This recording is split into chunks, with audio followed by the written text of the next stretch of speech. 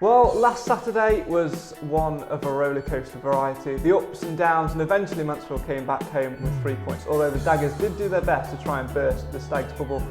But the Stags literally fought back. We'll come on to that a little bit more later. This is Stags Talk with me, Craig Priest and John Lamos. We're here to share cold coffee and some really bad jokes along the way as well. Join us as we talk all things Mansfield Town. So John, 4-3 at Dagenham. It was a long old afternoon and one which Mansfield, it was like a rollercoaster ride, wasn't it? Yeah, Adam Murray said afterwards that he thought he probably had 3 heart bypasses during the game. I hope there wasn't anybody there with a heart condition. Great game for the neutral. A shame that Mansfield's fantastic defensive record this season was wrecked in the first half. They conceded 3 in the first half, having conceded 6 all season before that. But they showed what they have got in the squad. I mean, quite clearly, having led early on and then gone 3-1 down, it's the sort of game that Mansfield would have lost in seasons gone by. The stuffing would have been knocked out of them, but this one is made of more solid stuff. And fabulous fight back. Nick won before half time from the penalty spot. Matt Green putting it in the back of the net just. And then second half, kept going, one-way traffic, and got the rewards in the end. Certainly. So rumours of a little bit of a dressing room fallout at half time. But I guess you can look at that in such a respect that we spoke briefly there about the defensive record and being so powerful and being so strong at the back. To be then finding yourself 3-1 down before a penalty just before half time. Perhaps if that penalty hadn't gone in, it might have been a little bit of a different story as well. But to go in to the dressing room and think, what's happening, to sort of have a go at each other verbally, not physically, we need to add the, verbally have a go at each other across the dressing room and sort of be blaming each other. And then all of a sudden that realisation that, why are we fighting against each other? Why not let's go out there and fight against Dagenham and pull it off? And fantastic goals from Pearce and Yusuf for his first in the league, and 3 points for ours once again. Yeah, I think the half-time fallout, I think obviously was a big factor in the second half. There's a lot of experienced players in there, and sometimes the manager doesn't need to do the motivation. Those players know that their teammates had let them down. They let them know in no uncertain terms. I think 1 or 2 players did have to be parted, although I don't think any punches were actually thrown. But there was a lot of anger in that dressing room at half-time as to what had happened. And it did actually galvanise everybody for the second half. Murray said he was very, very happy to see that the players care. You don't want your players coming in with their heads down and resign to the fact that you've seen your lead gone and you're going to lose a football match. So the players obviously showing a lot of spirit, and at the end of the day they've all come out of it still best of friends, and there's 3 points on the board. I mean, it's the sort of thing that happens in a lot of Sunday morning dressing rooms up and down the country, not just at that level. So football's a very emotional game. You do go out there full of emotion. I know it pretty well myself, and it's just what happens sometimes. It's almost as if going back out into the second half, it was almost like that togetherness was there once again, wasn't it? And almost like we're a team that aren't going to fight against each other. It just shows how much of a difference a few of those characters make, doesn't it? As we mentioned, sort of towards the back end of last season, they've probably been fighting on the pitch as well as in the dressing room and sort of throwing it away needlessly. But it's testament to the squad he's got there, and we've managed to pick up a vital 3 points against in what should have been realistically on paper more of an easy game. I'd never say it's an easy game at Dagenham, bearing in mind Mansfield have never ever scored there, but it's a game that certainly as you watch Mansfield going forward, you thought, well, there are 3 points in this. It's there for us. It's on a plate if we want it, but we've just got to be concentrating at the other end as well. The first half, we could have been 6-0 up, and we could also have been 6-all. It was that kind of game. And in the second half, thankfully, the chances for Dagenham disappeared. There was one good save from Jensen, from Jamie Cureton, who came on as a substitute. He's usually the scourge of Mansfield. But that aside, really, it was a tremendous second half performance, and one that is going to stand them in good stead for the rest of the season. Certainly, so, and there's plenty of positives to take from it as well, statistically as well. Let's talk us through a few of these. Yeah, well, Martin Shaw, who's very, very good on these things, he sent us in so many stats from last weekend's game. First time Mansfield have ever won at Dagenham. First time they've ever scored there. The first time they've come from 2 goals down to win a game since October 2011, when they came from 2 down to beat Alfreton 3-2 at home. Bizarrely, Mansfield's first win during the month of October for 3 years since the promotion season. So it's very, very strange so obviously the month with Halloween, it's been haunting us. Back-to-back away wins for Mansfield for the first time since April 2014. Massive achievement when you look at sort of the fixtures that we've got coming up. And sort of huge. That was Morecambe and Hartlepool. First time Mansfield has scored 4 goals away since the 4-2 at Hartlepool in March 2014. Mansfield's last 4-3 away win was actually in November 2005 at Rotherham in the FA Cup. Was it in the last minute? Yeah, two late goals from Richie. And now Mansfield have won 4 away games this season, which is one more than the whole of last season. So who could ask for more? And thanks a lot to Martin Shaw for those great stats. Yeah, fantastic. Cheers for that, Martin. Like we say, you look at that. You mentioned the away wins, beating last season's already, which is a fantastic achievement. It just shows the progress which has been made in a short amount of time, doesn't it? It does, and of course the thing now is to match that away form at home. There's been a lot of draws at home, so still unbeaten at home, but 2 home games on the bounce to come now, and that's a great opportunity to press on from 2 successive away wins. Got to be looking at least 4 points from these next 2 home games, haven't you, to sort of stay in that pack? Definitely, yeah. I mean, Newport and Bristol Rovers. Newport obviously bottom of the table, but with a new manager, so no pushovers. Then Bristol Rovers, who are starting to find their feet in this division now under Darryl Clark. Neither of them are easy games, but with the confidence from those 2 away games and hopefully a few people turning out to support them, let's go for it. Certainly so. I'm not going to comment too much on the Bristol Rovers thing. I just seem to remember a little bit of a story coming back to my head. I think last year, it was Grimsby in the playoff final, wasn't it? I think the Grimsby Telegraph wrote something about Mr Clark and not being able to get Bristol Rovers promotion. And there was a nice little video which went around on Facebook. We can't repeat what it said, but it was a very funny video. We've seen it was a little bit worse for wear, but I don't want to be subject to another Darryl Clark renting a pub. But fantastic achievement for him, and I hope it continues there. Let's have a look at some more positive injury news then as well.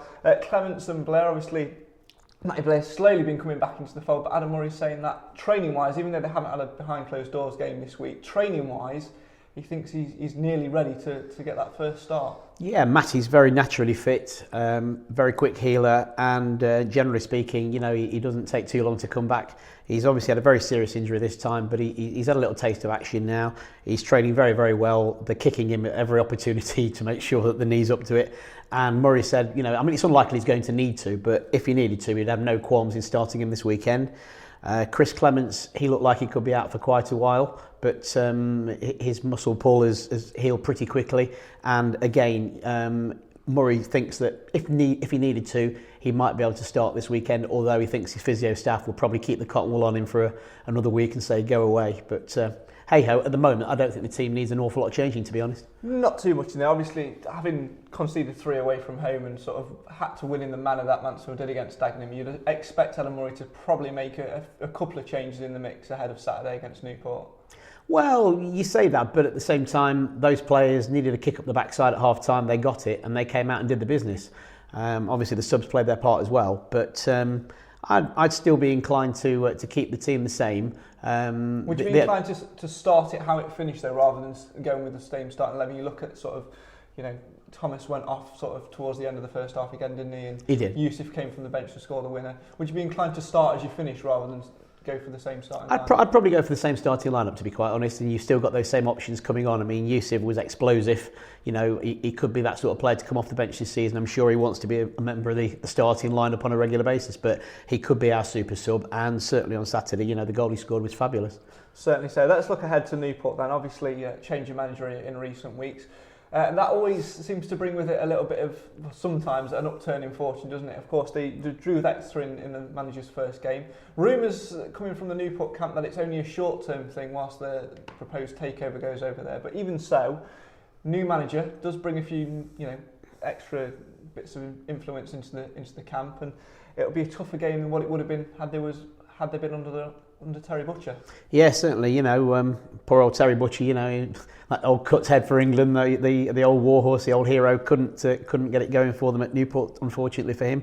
And they're bottom of the table, facing a return to the conference if they don't pull the socks up. So they've done something about it. They've got John Sheridan in there. Good manager as well, John Sheridan. He is, yeah. And obviously, despite his connections up the road, and he's got them appointed in the first game, and he's seen enough in that to know what he's got on his plate. Newport this season, they have got, I think, 4 points on the road. I think they've got a win at Carlisle and a draw at Dagenham.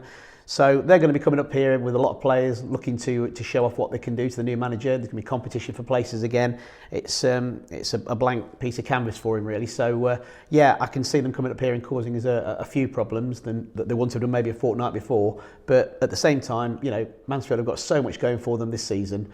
Hopefully after 2 successive away wins we'll get a few more stay away fans, a few more floating fans turn out to give them a shout, and if we can get a goal early doors, when they're going to have to come back out and come at us, who knows what might happen. I think we should win this one and win it comfortably. But, you know, there is that but there that they have a new manager in and there is going to be a different atmosphere in the dressing room. Something that ties quite nicely into that, of course, is a stat which the club themselves posted, I think, yesterday on social media pages. The fact that in the second half, Mansfield are the best side in all 4 divisions, Premier League down to League 2, for conceding goals. They're top of the league, having conceded the fewest goals in the second half. And again, it just shows the importance of a good start, doesn't it? It does, yeah. That obviously shows that the people at the back or in midfield who are responsible are getting their asses kicked at half time, maybe. I'm not sure. But that is a great statistic. It shows that we're finishing games strongly. It shows that they're fit and they're very, very alert. And yeah, long may that continue. Certainly so. 2 home games coming up, as we say, Newport and then Bristol Rovers. As we say, 4 points, but Mansfield will be certainly looking to get the 6 and push a little bit higher than 6 in the table.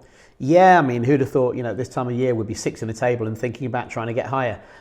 2 home games on the bounce now. I mean, imagine 4 wins on the trot at this stage of the season. All of a sudden, you're sending out a real warning shot across everybody else's bows. So let's get the first one out of the way first, though. Newport. We were hoping to get a bit of team news this morning from Adam Murray, but unfortunately, he's decided no press conference this week. Murray's not going to talk about the game anymore. The players aren't going to talk about the game, apparently. So obviously, a new tactic in camp this week. I'm not sure whether it's just something that's just come to him or it's some superstition with footballers, you never know. The Northern Lights were seen over Newport last night, so I don't know if that's any sort of, omen for the superstitious footballers. But we've got no fresh team news today, unfortunately, so we're hoping everybody's fit and well, and we'll see what happens. I'd make it up, but I didn't. Of course, Adam Murray was at the first An Evening With series on Monday night, so fans have probably heard a lot from him this week, but it was, looking on the message board, quite a few positives which again came from that. So nice to see the manager getting involved and sort of taking time out to chat with the fans, but slightly disappointing that we haven't got anything to chew the fat over a little bit more this morning. But yeah, definitely. I mean, when Adam Murray talks to the fans, he talks from the heart because he's one of them, and he answers his questions very, very honestly, and it's great. There's no kind of spiel in there, no company speak. It's all genuinely heart on the sleeve, and apparently it was a really, really good night. So you can sort of see that from in his post-game reaction as well. You sort of see the video of him after the Dagenham win, sort of see his eyes a little bit tearing up and sort of choking in some of his answers, that sort of thing. So you can see how much it means to him, which is fantastic. But let's just hope that he can keep that level playing field and keep his head for Saturday against the Newport side with a new manager. Well, seems we haven't got anything else really to chew the fat over this week. So usually we talk about a couple of players and things like that. That's just about it for this week's Stags Talk. Yep. So we've actually managed, I think, just to keep the tea just about warm, I think. So yeah, I could do a bit more coffiness, to be quite honest. You've got a hole in the have a word with your PA, yeah. I will. Biscuits as well? Definitely, yeah. Custard creams, I think, or coconut rings are good, if you can find them. There's a national shortage. Is that true? Well, I think so. You've tried finding them in the shops. Really? Honestly. This is just turned from Stags Talk to Biscuit Talk. Biscuit Talk. So whilst we turn the cameras off and talk about all things digestives and custard creams, we'll leave you with this. It's prediction time for Newport and, of course, Bristol Rovers as well. We'll be talking about that same time next week as well. But Newport first, what's your thoughts on that then, John, predictions-wise? 2-0 Mansfield. Easy win. Chapman against his old employers as well. Wouldn't that be nice? 25-yard, top corner. There you go. Put money on it now, you never know. Make sure you just share it with myself and John now as well. Please. We can buy biscuits then. Exactly. Coconut rings if you can find them too. All the best. Thanks you very much for watching this week's Stags Talk. If you want to get involved with the show, you can use the hashtag on Twitter, #ChadStags. You can follow the game. John Lamos will be tweeting away on Saturday as well. From no doubt will be a freezing press box up at the One Call Stadium as always. The October chill comes in to bite a little bit more. Thank you very much for watching. We'll see you same time next week. Cheers.